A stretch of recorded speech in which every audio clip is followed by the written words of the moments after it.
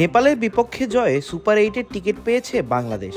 21 June অ্যান্টিগায় অস্ট্রেলিয়ার বিপক্ষে match দিয়ে শুরু হবে নাজমুল হোসেন শান্তর দলের সুপার 8-এর লড়াই। তবে শেষ 8-এর লড়াইয়ে ওঠার আগে দুঃসংবাদ শুনতে হলো বাংলাদেশকে। নেপালের অধিনায়ক রোহিত পাউডেলের সঙ্গে বাক বিতণ্ডায় জড়িয়ে ম্যাচ ফির 15% জরিমানা গুনতে হয়েছে তানজিম হাসান সাকিবকে।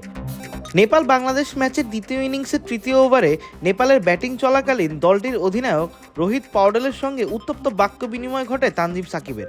তানজিমের একটি বল ডিফেন্ড করার পরই স্ট্রাইকে থাকা রোহিতের সঙ্গে ঘটে ঘটনার সূত্রপাত। কিছুক্ষণ উত্তপ্ত চাহনির পর দুজন পরস্পরের দিকে এগিয়ে এসে বাদানুবাদেও জড়ান। এক পর্যায়ে পরিস্থিতি স্বাভাবিক করে তুলতে সেখানে আগমন হয় নন স্ট্রাইকে থাকা ব্যাটসম্যান আসিফ শেখ ও আম্পায়ার স্যাম নাগরস্কি।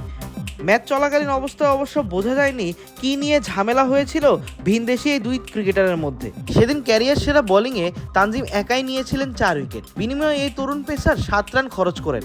একই সঙ্গে সংক্ষিপ্ত সংস্করণে বিশ্বকাপের সর্বোচ্চ 21টি ডট বলও করেছিলেন তানজিম। এখন ওয়ালটন ফ্রিজ কিনে অনেকের মতো আপনিও হয়ে যেতে পারেন মিলেনিয়ার। সেরা পণ্যের সেরা অফার ওয়ালটন মিলেনিয়ার। যদিও 24 ঘন্টার মধ্যে টানা 24টি ডট বল করে সেই রেকর্ড ভেঙে দেন লকি ফার্গুসন। এদিকে নেপালের বিপক্ষে আচরণবিধি ভঙ্গের দায়ে আইসিসির ধারা 2.12-এ দোষী প্রমাণিত হন তানজিম।